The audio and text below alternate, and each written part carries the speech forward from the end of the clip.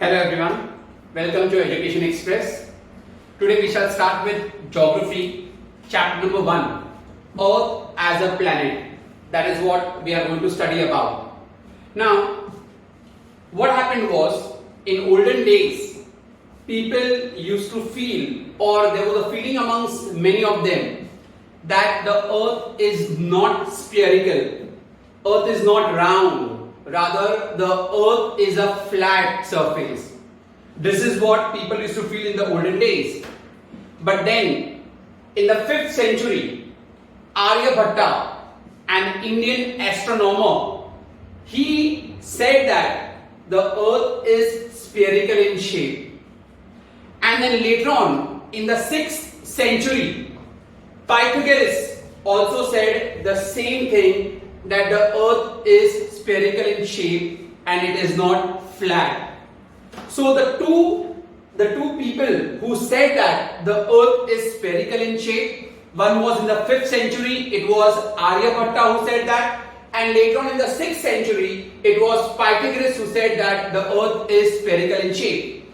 Because in olden days, people were under the misconception that the Earth is flat. Now, we have a very important answer. There are certain evidences to prove that the Earth is spherical in shape. Which are those evidences to prove that the Earth is spherical in shape? There are around 9 points in this particular answer. All points are very, very important. Individually, they can be asked for 2 marks also. Now, the following evidences which prove that the Earth is spherical in shape.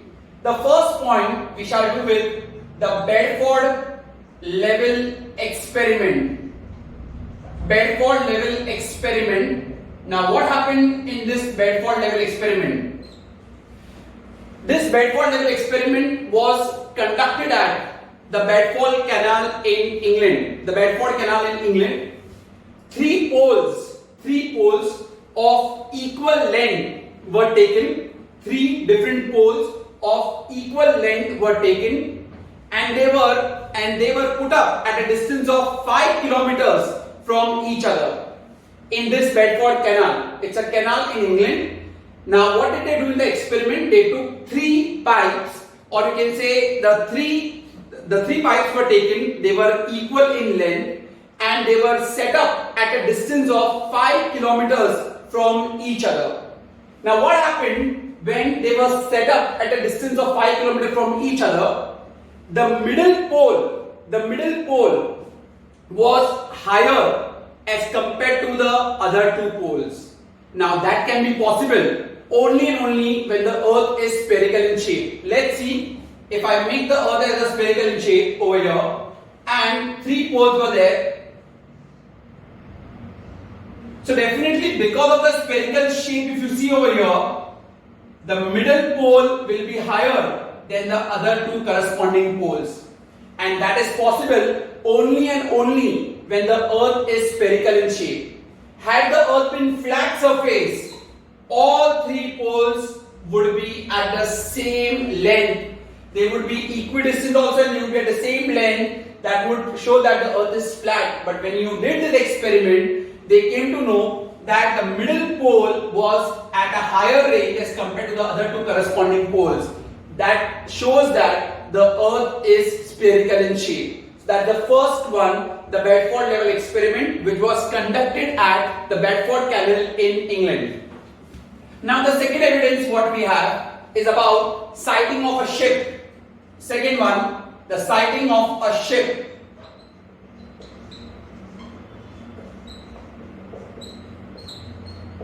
When you see a ship coming from a distance, from very far away, whenever you are observing the ship coming, the first thing when the ship comes, one observes the mast of the ship. The first thing what you observe is the mast. What is the mast? If you go to see a ship, this part is basically called as the mast. That is first thing. The second part, what you see, is the deck of the ship. Deck is the middle part. This middle part is basically called as the deck. that you see that. Third, you see the funnel. Funnel is from where the smoke comes out. Type of a chimney from where the smoke comes out, that is funnel. And then lastly, you see the hull, that is the entire view of the ship. Now this is possible only and only when the earth is spherical in shape. Had the earth been flat, you could have observed the entire ship at one go only. So that again proves that the earth is spherical in shape. I repeat again, when you see a ship coming from a distant place, from far away place, the first thing what you observe is the mast. That is this part of the ship. Then you see the deck, the middle part where you stand over here. The third you see the funnel, and the fourth you see the hull, the entire view of the ship. Now that is possible only and only when the earth is spherical in shape. Had the earth been flat, then in that case you could have seen the entire ship at one go. So that is sighting of a ship, which proves that the earth is spherical in shape. Now let's do the third point.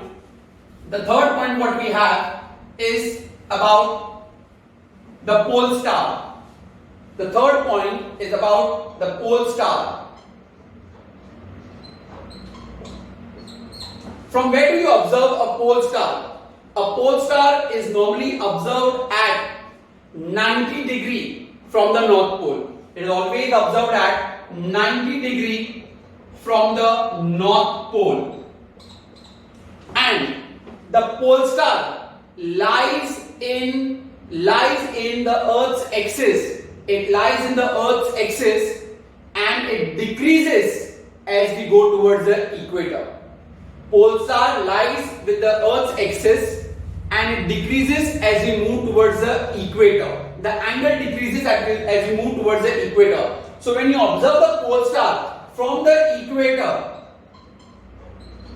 it is observed at 0 degree. It is observed at 0 degree. Imagine the pole star when observed from the North Pole, it is lying at 90 degree, and from the equator it is lying at 0 degree because it is lying in axis of the Earth. Now what is happening is that is because the Earth is spherical in shape. Had the Earth been flat, then the pole star would have been observed at the same angle from any place on the Earth. It would have been observed at the same angle from any place on the Earth. But here, as I said, from the North Pole, it is observed at 90 degree. Now, since the pole star lies in axis of the Earth, it lies in the axis of the Earth and it decreases as we move towards the equator. North Pole is up. When you come towards the equator, it decreases, and from the equator, it lies at 0 degree. And this would be possible only and only when the Earth would be spherical in shape. Had the Earth been flat, it would have been at same angle from any place on the Earth. That is pole star, the third point. Now the fourth point, satellite pictures. Satellite pictures. The satellite pictures taken by John Baptist. John Baptist, he was the first one.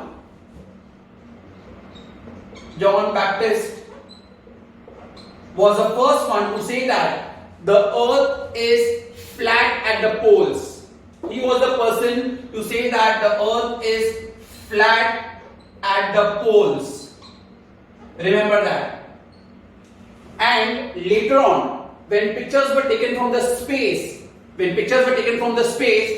could see that the Earth's pictures, when they were taken from the space, we could see that it's an object which is spherical in shape, which is round in shape. So photographs have also proved that the Earth is round in shape and it is not a flat body.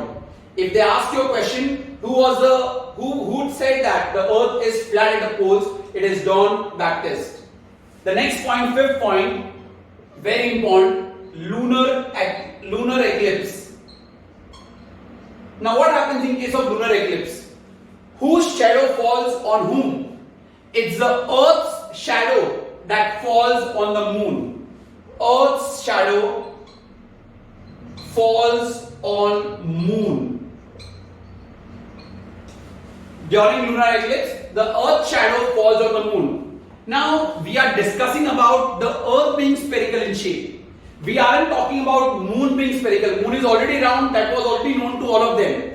Now, in case of lunar eclipse, as I said, that the Earth's shadow falls on the moon. So that is but obvious that only a spherical object can cast a spherical shadow over a spherical object. So if the Earth would not be spherical, it would not be able to cast its shadow on the moon. It would not be able to cast its shadow on the moon. And that shows that the Earth is spherical in shape. And it also forms like an arc of a circle. It forms like an arc of a circle. That proves that the Earth is round in shape. Had the Earth not been round, had it been flat, it would not be able to cast its shadow over the moon. Till now we finished 5 points. I shall repeat them again. We are doing that. There are certain evidences which shows that the Earth is spherical in shape and Earth is not flat. The first one I gave you about Bedford level experiment. It was a Bedford canal in England where 3 poles of equal length were taken and they were set up at a distance of 5 kilometers from each other. When you observed the height of the poles from one end, you could see that the middle pole was higher than the rest of the other 2 poles. That is because the Earth is spherical in shape. Had the Earth been flat, all the 3 poles could have been seen equally, at the equal length, at the equal height. Second one, sighting of a ship. When a ship is coming, what is the first thing what you see? You see the mast of the ship. The second part in the ship, what you see is the deck where you are standing, the floor. The third, you see the funnel. And the fourth one, what you observe is the hull, the entire view. Had the Earth been flat, the entire ship could have been seen at one go. Third one, pole star. Now, what is the angle of the pole star and from where you can see? The angle of the pole star is 90 degrees from the North Pole. And since it lies in the axis of the Earth, the angle will decrease as you move towards the equator. So when you see the pole star from the equator, it is seen at an angle of 0 degree. So that means the Earth is spherical in shape. Had the Earth been flat, it would have been the same angle any place on the Earth. So at the pole star it was at 90 degree angle. When it comes towards the equator, it is 0 degree. Because it lies in axis of the Earth. You need to write this statement, it lies in axis of the Earth. Satellite pictures. In that, the first thing what you need to remember, who was the person to tell that the Earth is flat at the poles? It was John Baptist D'Alembert. He was the person to say that the Earth is flat at the poles, and many pictures which were taken from the space also shows that the Earth is round in shape. The fifth one what we had done was about the lunar eclipse. In case of lunar eclipse, the Earth's shadow is falling on the moon. Now, had the Earth not been spherical, or had the Earth been flat, it couldn't cast its shadow on the moon. And moon is already round, as we know, and only a rounded object can cast a shadow on a rounded body or a other rounded object, and that is why it forms like an arc of a circle, and that shows that the Earth is spherical in shape. Point number 3 and 5, very, very important. Even sighting of a ship. Now we move to the 6th point, very important, circular horizon. Circular horizon. It's an important point. What do you mean by horizon? Horizon is where the sky and the earth appears to meet. Where the sky and the earth appears to meet is called as horizon. Now, when you see the earth from a height, you will always find it in a circular form. And as the height increases, the horizon will also widen. Now, if you see it from a top, what the point is saying, when you see the earth from a top, you will see it as circular in shape. As your height will increase, as you see from more above, the circular horizon will also widen. And that proves that the earth is spherical in shape. Had the earth not been spherical, then in that case, even if you would have seen from the top, it would be flat only. You couldn't see, the horizon couldn't be expanded. So that shows that the earth is spherical in shape. I repeat again, if you observe the earth from a height, you will see that it is circular in shape. When you increase the height, the circular horizon will also widen. That proves that the earth is spherical in shape. In the same case, nowadays if you see the radio waves, they also come only to a certain level, only up to a particular horizon. Beyond that horizon, the radio waves, the radio signals do not reach, and that is again because the earth is spherical in shape. Very important, radio waves, they also reach up to a particular horizon. Beyond that horizon, the radio waves do not reach. That is because the earth is spherical in shape. The seventh point what we have now, the next one, that is circumnavigation. Circumnavigation. Circumnavigation of the entire globe. Magellan, Ferdinand Magellan, he is a navigator. He was the first person to circumnavigate the entire globe on his ship Victoria. His ship name was Victoria. He had started for basically some expedition from the sea, from the water, and when he started his ship Victoria from Spain, and he came back after doing the entire circumnavigation. It took many years, and again he reached back to Spain only. From where he started, he reached there only, and that could be possible only when the earth is spherical in shape. Had the earth been flat, he would have moved ahead and ahead and ahead. He couldn't come back to the same place. Now since the earth is round in shape, suppose this is Spain and he started his circumnavigation, he did the entire round and he came back again to the same place. That proves that the earth is spherical in shape. The next point is about sunrise and sunset. Sunrise and sunset. Now, I hope you are aware that sun rises in the east and it sets in the west. Sun rises in the east and sets in the west.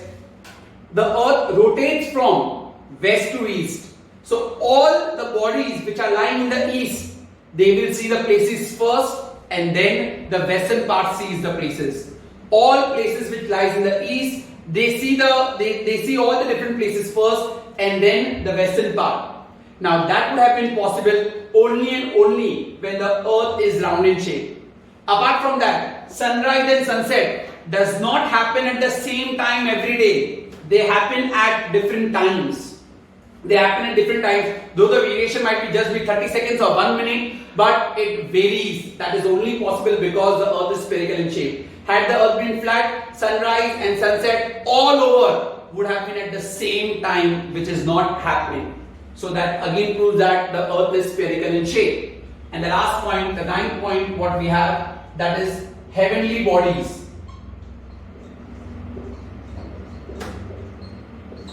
Earth is a part of the solar system. I hope you all are aware that the earth is part of a solar system, and all the other planets are anyways round.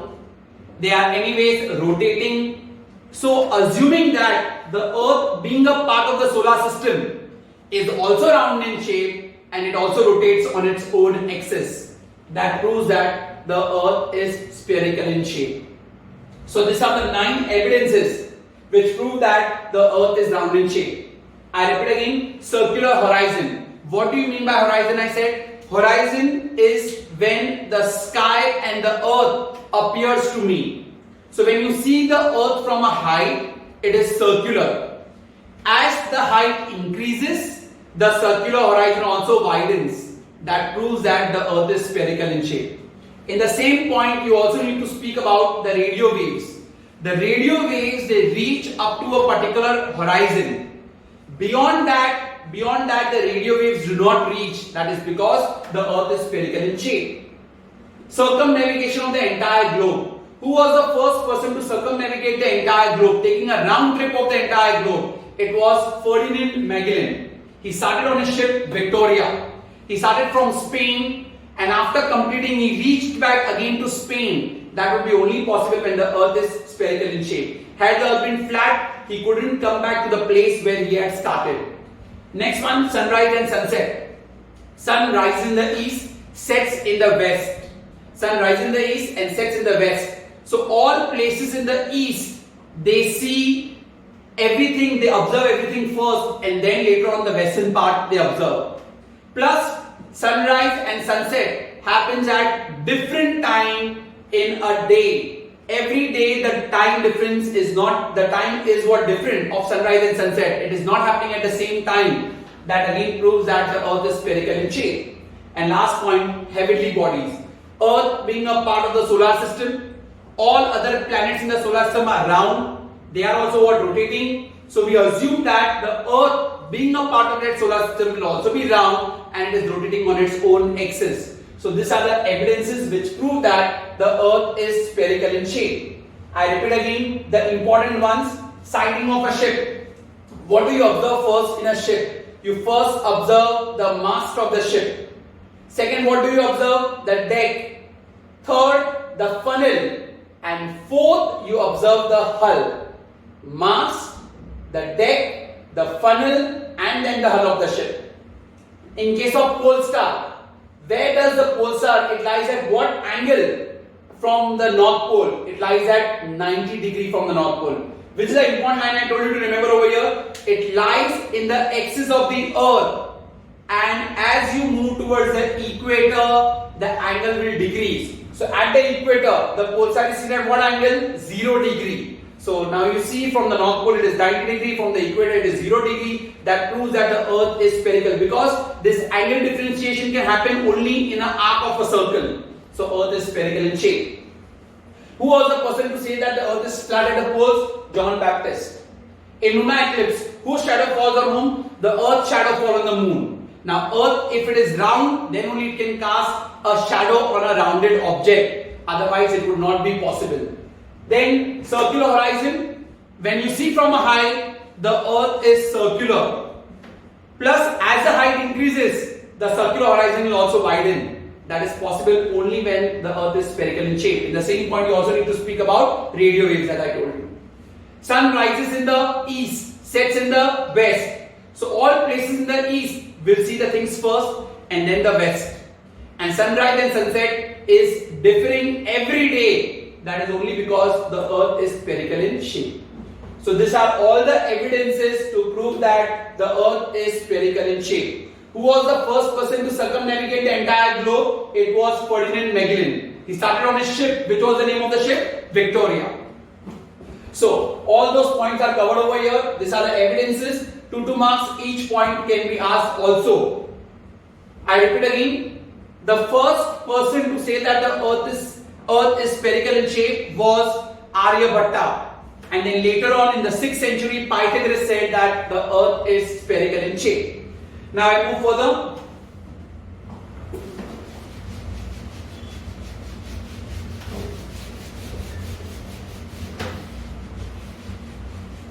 Again a 2-marker answer, very important.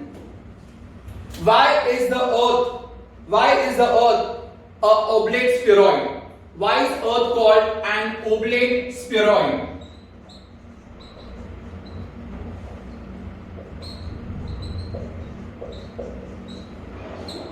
Why is the earth called as oblate spheroid? Now, the diameter of the earth at the equator is 12,756 kilometers, and at the poles it is 12,714 kilometers. The diameter of the earth at the equator is 12,756 kilometer, and at the poles it is 12,714 kilometer. So it's a very small difference of 42 kilometers. The difference is only of 42 kilometers. Why is this difference happening? It is because of the centrifugal force. It is because of the centrifugal force which is happening. The centrifugal force is created due to the rotation of the earth. due to the rotation of the earth at a great speed. Very, very important. This difference in the diameter is because of the centrifugal force which is created due to the rotation of the earth, which happens at a great speed. And because of this, the earth bulges at the equator and it is flat at the poles. It bulges at the equator, and it is flat at the poles. Very, very important answer for 2 marks. Why is the earth called an oblate spheroid? Or maybe the question will be, why does the earth bulges at the equator and why is it flat at the poles? So your answer starts from the diameter of the earth at the equator is 12,756 kilometers and the diameter of the earth at the poles is 12,714 kilometers, giving a difference of just 42 kilometers. Why is this difference happening? This difference is due to the centrifugal force, or the centrifugal force is being created. Why? Due to the rotation of the earth at a great speed. And that is why it bulges at the equator and is flat at the poles. An important give reason. And also, the earth is called geoid. Earth is also called as geoid. Geoid means earth shape. Geoid means earth shape. So, very important answer for 2 marks. Why is the earth called as oblate spheroid? Now we move on to the next part.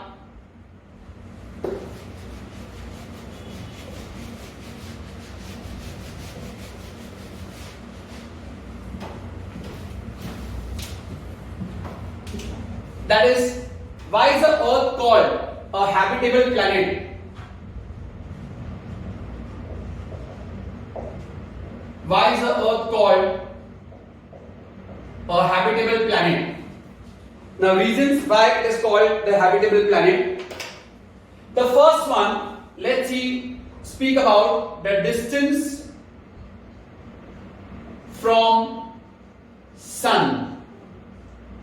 Why is the earth called habitable planet? Or what are the conditions which makes it easier for us to survive on the earth and no other planets? So, distance from the sun.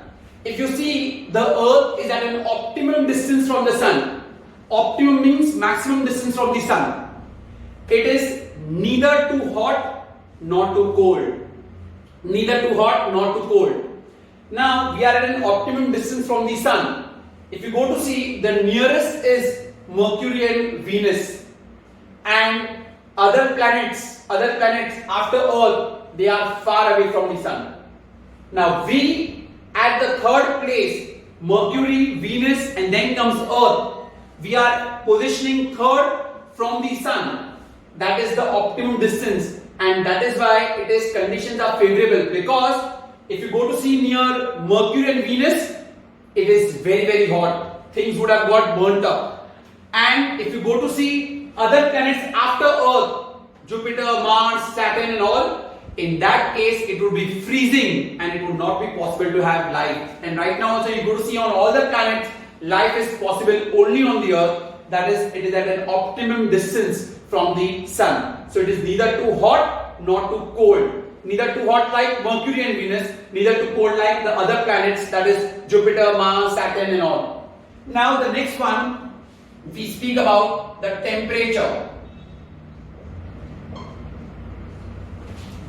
Now, temperature of the Earth is at an average temperature on the Earth, entire Earth we are speaking about, is 17 degree. The average temperature. So, from the temperature, as I said, it is neither too hot nor too cold. You see, if you go to see here, Mercury and Venus, the first two planets from the sun, the temperature over there is more than 400 degrees.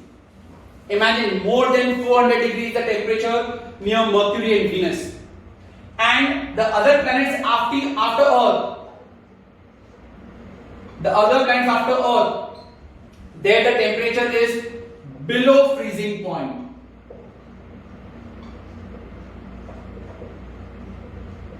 So definitely where out of all the planets where you can see the life can sustain, it will be only on the Earth where the average temperature is 70 degrees, which we can bear it. But not near Mercury and Venus where the temperature is more than 100. Not the other planets after Earth, that is Jupiter, Mars, Saturn and all, where it is below freezing point. Very, very difficult to survive. So that again is very, very important point to remember, because the Earth is, it makes it Earth a habitable planet. The next, in the same thing, very important, give reason. And I told you, first one, that is with regard to Mercury and Venus. Mercury is the first planet, Venus is the second planet. Now definitely, if here you have the Sun, Mercury being the closest to the Sun should be more hotter than Venus, but it is the other way around. Why is Venus more hotter than Mercury? A very important give reason. Venus more hotter than Mercury. Give reason or justify. Though Venus is second from the Sun, but more hotter than Mercury. The reason is Venus, the atmosphere around Venus is surrounded by carbon dioxide. It is surrounded by carbon dioxide, and this carbon dioxide leads to greenhouse effect.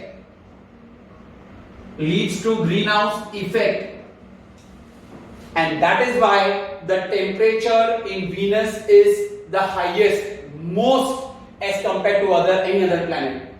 I repeat again, the atmosphere around Venus is having more of carbon dioxide. This carbon dioxide is leading to greenhouse effect, and that is why the temperature is very high. Unlike if you go to see Earth, we have very small percentage of carbon dioxide, and that is why the temperatures are not very high. We have only 0.03% of carbon dioxide in our atmosphere. That is why the Earth is not as hot as other planets. Over here, we are specifically talking about Mercury and Venus. So this give reason is important. Venus is more hotter than Mercury, though it lies after Mercury. So the atmosphere of Venus, it is covered with carbon dioxide, and this carbon dioxide is leading to greenhouse effect. Now, the next one, what we have after this is about atmosphere. The third one. The third one is about atmosphere. We are on the same answer. Why is Earth a habitable planet? Now let's see about atmosphere. What is the composition of gases in the Earth's atmosphere? Which are the composition of gases? We have got nitrogen, 78%. We have oxygen, 21%, which makes it a life supporting gas. And the other gases like carbon dioxide, helium, argon and other rare gases, they comprise of 1%. This is the composition. Now, how does the Earth gets heated? Earth gets heated due to the solar radiations. It gets heated due to the solar radiation. And how does that get cooled in the night? Due to the Earth's radiation. Now what does that mean? In the daytime, the Earth absorbs a lot of heat from the Sun. That is why it is called solar radiation. So it is hot. In the night, all those heat which had come gets radiated back into the space. By whom? By Earth. In this way, because of the atmosphere, the balance is maintained. Very important. Because of this, the balance is maintained. So how is the balance maintained? During the daytime, Earth absorbs all the heat from the Sun, that is solar radiation. It gets cooled in the night because the earth radiates all the heat back into the space, and that's how the balance is maintained because of the atmosphere. Next one, the atmosphere also comprises of ozone layer. Now I hope you must be knowing what is the importance of ozone layer. It protects us from the harmful ultraviolet rays of the sun. The ozone layer, it is lying at around 16 to 23 kilometers. It protects us from the harmful ultraviolet rays of the sun. Had this be coming over here, it would have resulted into skin cancer or cataract or something like that. So it prevents us from reaching, it prevents the sun rays to reach over here, the ultraviolet rays. And lastly, the atmosphere, it maintains the night temperature. It doesn't allow it to go to the freezing point. It doesn't allow it to go to the below the freezing point or near the freezing point. That's how the atmosphere maintains the life on the earth. So this is the third point what we have finished, why earth is a habitable planet, or what are the conditions which make the earth suitable. First point we had done was distance from the sun. Second point I told you about the temperature. Third one I finished with the atmosphere. Now moving to the fourth point, we have about the water. Why is the earth called a watery planet? Why is it called the watery planet? 70% of Earth's surface is covered by water, and that is why the earth is called as the watery planet. Now, what do you mean by ecosystem? Define ecosystem. In the same point we are doing under watery planet only, the definition you will get of ecosystem, very important. The self-regulating and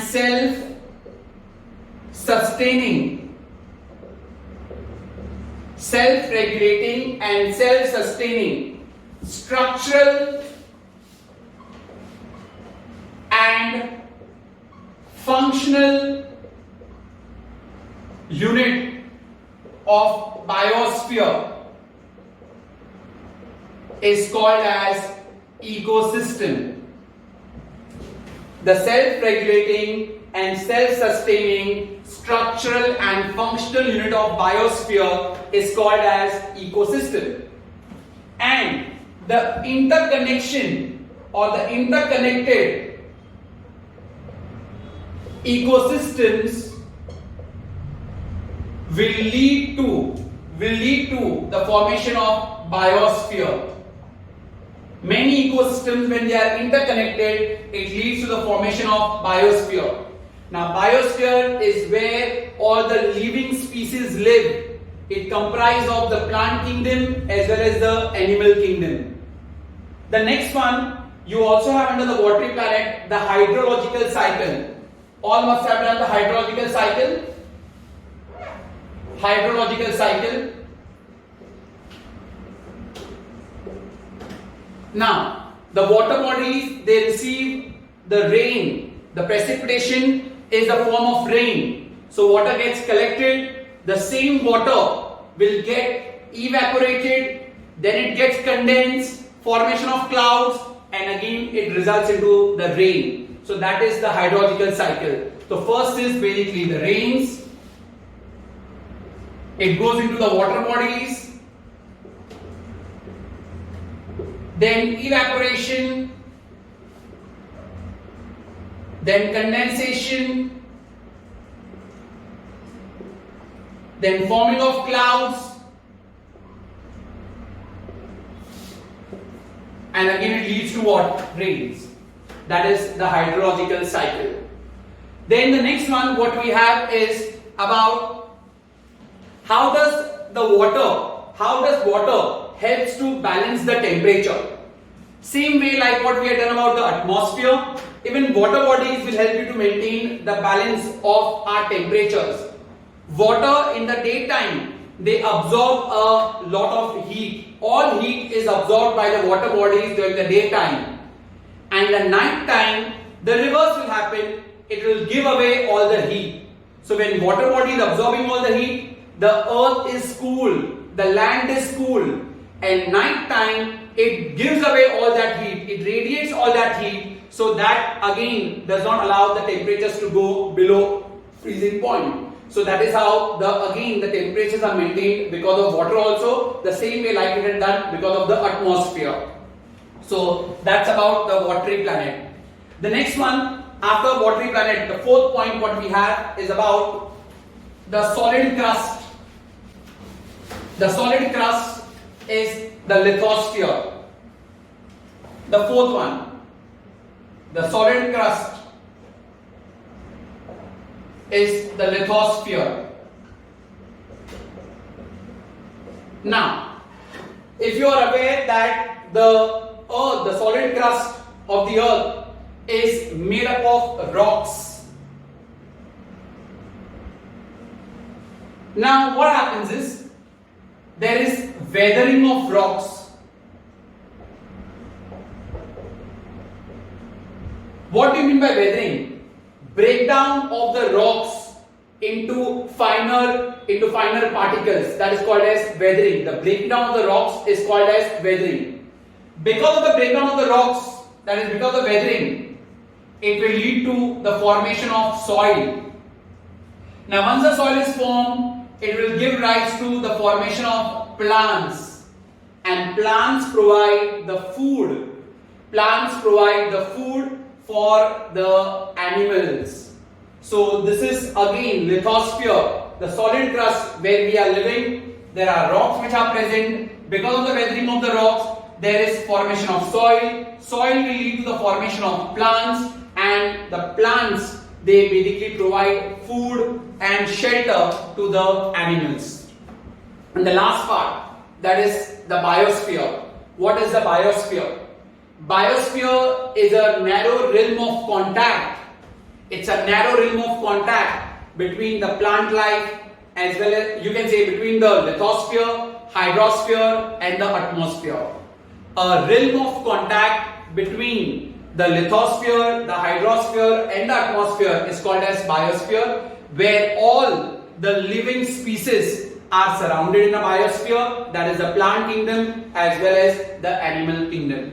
That is what we have in this entire chapter. The cycles which are given are not there in the scope. The behind the cycles are given, the nitrogen cycle, the oxygen cycle and all, they are not there in the scope. But if the teacher teaches later in the school, we shall also do that when we have our classes. I repeat again what all we have done in this chapter.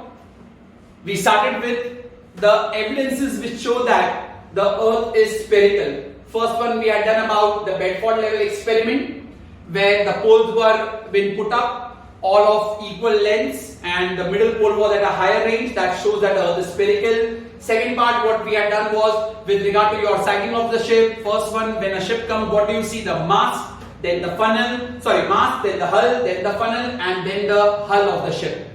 Third one we had done pole star. Pole star, if you see from the north pole, it lies at how much degree? 90 degree, because it lies at the axis of the earth. At the equator it is what degree? 0 degree. That again proves that the earth is spherical in shape. Fourth one, we had done about satellite pictures. Who was the first person to say that the earth is flat at the poles? It was John Baptist de Longre. Fifth point, we had done lunar eclipse. In lunar eclipse, whose shadow fall on whom? The earth's shadow falls on the moon. So moon is already a spherical object. Only a spherical object can cast a spherical shadow. So that's how that shows that the earth is spherical. And that happens only in case of an arc of a circle. Horizon, very important. If you see from the height, the earth is spherical. More increase in the height, the circular horizon also widens. That proves that the earth is spherical in shape. Also over there you need to mention about the radio waves which I told you. Then sunrise and sunset. The sunrise and sunset, sunrise in the east, sets in the west. So all places in the east will see the places first and then the west ones. And sunrise and sunset happens at different time every day. That is because the earth is spherical in shape. Circumnavigation was done by Ferdinand Magellan. He had started on his ship Victoria. He started from Spain and he came back again to Spain. That proves that the earth is spherical in shape. And lastly, heavenly body, earth being a part of a planetary system, that shows that since the other planets are round in shape, earth also might be round in shape and also rotates on its own axis.